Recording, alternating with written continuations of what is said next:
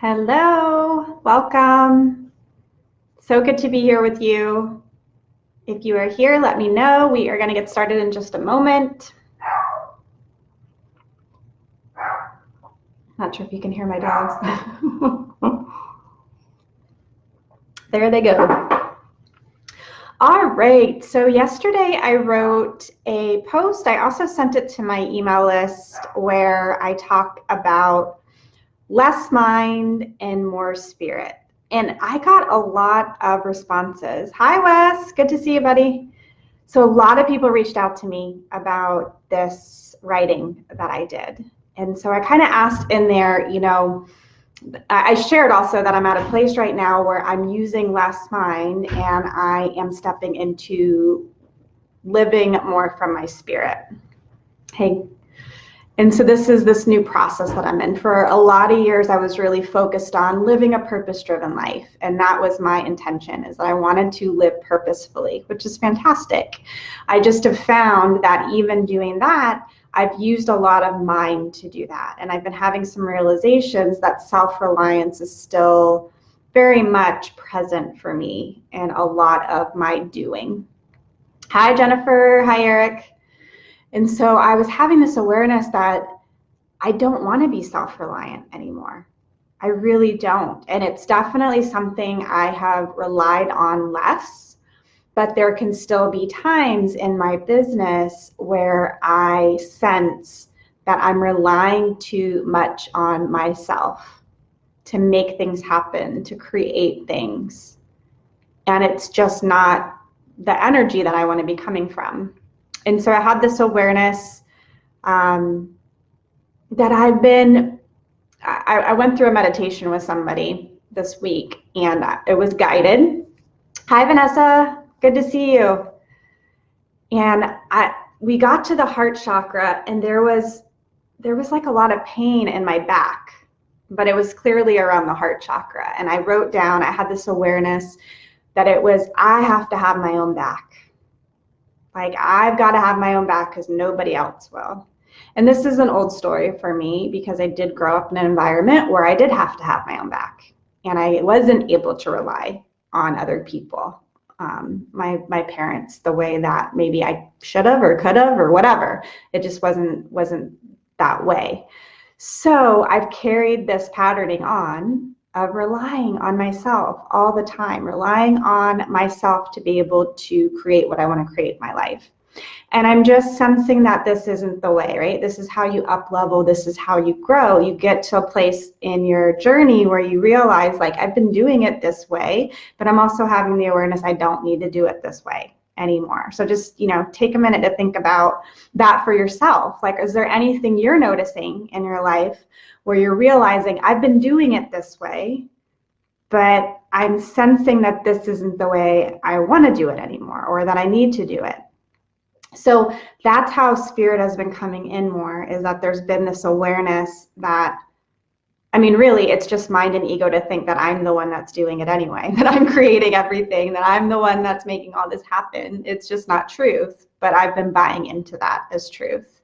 And so it's important to me now that I start living a spirit-driven life instead of this purpose-driven life. I think they're really one and the same, but there's this minor but major tweak for me around letting spirit lead instead of, trying to control things, trying to make things happen, trying to, be diligent and be a hard worker, and like all these things that come very natural to me.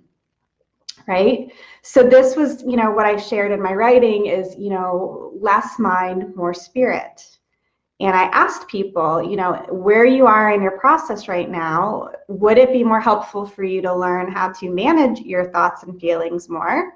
Or would it be more helpful to you to learn to live from spirit, or to just live from spirit more? And I got such an array of responses. It was super cool. My feeling is both, right? Like, I am aware that I had to learn how to manage my thoughts and feelings first. I really did, because when I started my journey, I was incredibly mentally and emotionally unstable. right? I mean, many of you know that I was at a point in my life where I was suicidal, I was severely depressed and anxious. I was waking up every morning in anxiety. I was already having anxiety attacks just when I woke up in the morning. I mean, there was just no reprieve happening unless I was using substances at that time. So it was a rough experience there for a while, right? But I needed to learn how to manage my mind. And so that started by stopping the behaviors, stopping the substance use, stopping like being in relationship with men, stop focusing solely on work as my worth, all that stuff. And then when I stopped doing that, then it gave me an opportunity to learn how to manage my thoughts and feelings. And I really had to learn a lot there. There was a lot that I had to learn. I had to learn self-compassion, self-forgiveness. I had to learn that my thoughts and my feelings weren't truth, and that there was a lot of misunderstandings and old beliefs and stories I had that were not the truth of who I was. And there was a lot of unpacking that had to happen there. But I needed to learn it. I needed to learn how to not buy into every thought and feeling that I had. I needed to learn how to use my thoughts and feelings as a barometer of what was going on inside of me. I needed to learn all that. And so I really still feel like that's an important part of the process for people. And now I'm finding like that I don't need my mind as much anymore. I don't want my mind as much anymore, right? Like I'm seeing all these old patterns of being self-reliant, which is not the worst thing in the world because it certainly helped me survive and it helped me get to where I am now. But I really just like want to let go more, right? I really want to let go into spirit more. I just want to allow myself to be guided more. And the truth is that I really do allow myself to be guided quite a bit. I'm very intuitive and I really, let my intuition flow, but I still can find myself in that energy of working hard or,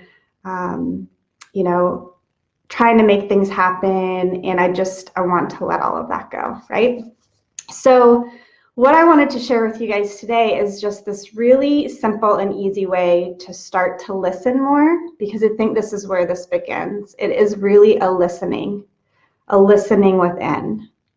And so a very simple way to do this, and I encourage you maybe over the course of the next 3 to 5 days, whatever you can do, this is really a daily practice. This isn't really a 3 to 5 day practice. This is you want to be doing this consistently so you can start to receive the messages. And we are receiving messages. You are receiving messages. It's just we aren't always listening to those messages, or we hear them and we don't follow through on those messages. And so then, essentially it's like that gets cut off, that connection, or the messages slow down. So it's more about just creating some space for yourself. And I'm talking, 5-10 minutes. Doesn't have to be some really long practice where you're just getting quiet. You're being still. You can even set a timer for yourself, 5 minutes. Have a notebook and a pen handy and just be still and listen within yourself. Just notice the thoughts, let them go. But notice anything else that's there. And then write whatever comes to mind. You can even, if something comes up for you while you're sitting in the silence that you feel like, I'd like to write this down right now, do it. There's no right or wrong way to do this. Or hold the whole 5 minutes in silence and then grab your pen and paper and see what comes up for you. Just listen. What's there? And this is not a mind thing. This is not, I got to figure out what I need to write down. I got to figure out what I'm hearing. This is truly like letting that all go and just listening and sensing, feeling, hearing if anything's there, seeing if anything is there for you. These are the ways that we start to cultivate that intuition, our intuitive abilities that we have, that so often our mind takes us out of. And I've been doing this too. I've just been going outside. We've got a patio area, and I've just been sitting in the silence in the morning And there's a lot of birds out there. And so I just kind of am being with that and listening to that. And it's so beautiful because it's like, all is well. There's nothing wrong, right? Like that is life. Like life is happening. It is our judgment. It is what we put onto it that makes it good or bad. So it's been really nice just to be like witnessing the nature of things and just letting that be. And me not being the person that says that's good or that's bad or that's wrong or that's right. That's the mind.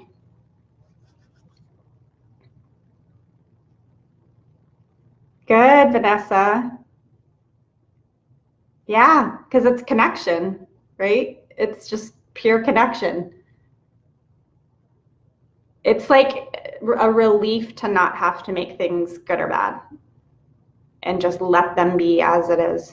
Let them be as they are, right? And you can just start to build your intuitive abilities this way. That's just the way I will say it. You know, some of us can hear things, some of us can see things, some of us can feel things. But if we don't allow ourselves that space to do it, you know, and I've mentioned this in another live I did this morning, you know, most of us jump up, we check our phones, we just like get in that mode of like, get her done. I got to do my to-do list. I got to get this thing accomplished. And it's like we're in that energy all the time. And it's like, of course, you're not receiving like internal nudges or messages when you're in that mode, right? So it's so important to just like imagine starting your day off that way. In connection, in true connection. It's a totally different way to go through the day. And you don't have to just do it in the morning. Like I do it multiple times a day. I don't have to just be sitting out there. I can be sitting in a room and just be silent for a little while. Go back in, settle back in, like listen back within. What's next, right? So I'm trying to be guided more about what's next. Yeah, right? Like, what am I going to do today? What's next for me? Instead of what do I need to do today? I'm more in this place right now where it's like, what feels good for me to do today? What's going to have me connected to my joy? What's going to have me connected to feeling like I'm expressing? So I've been like writing more and people have been responding more to my writing. It's been very beautiful and I feel very called to write more because I feel like I am expressing myself through that venue, right? So it's like, do the things that make you feel good. But if you're just in this mode of, I got to get this done, I have these responsibilities, I got to do this, we're not connected to actually what we want to do. It doesn't mean that you won't have your responsibilities, but you can still bring your essence to what you're doing, right? You can still decide how you're going to show up for your life responsibilities. And you can still bring your joy, you can still bring inner peace, you can still bring the loving to your life responsibilities. So I encourage you to do that this week. And not just this week, really. But I want you to give this a try, right? So for a lot of people, even like doing it a couple times this week will be a vast improvement to what they're doing now. So, you know, do what you can. If you can just try it on this week, just sit for 5 minutes, then let yourself write. And I'm not talking like you got to write pages or just what comes up for you. It's enough. Just connect with yourself. I do too, Vanessa, totally. I do too. It's just been such a beautiful way for me to express what's inside of myself, you know, and so I enjoy it so much. Sometimes I feel like the writing expresses what I can't even say in words. And so I really enjoy that piece, you know, and maybe writing isn't the thing for you. That's why, you know, starting to sit in the silence and just be in the silence is good. Maybe you want to draw something. Maybe you want to listen to something afterwards. I mean, it doesn't matter how this comes through you. We're talking about the connection here. We're talking about making the space to connect with life. with life and with spirit and with this moment in time and just this moment. So we're really talking about being present here, practicing presence.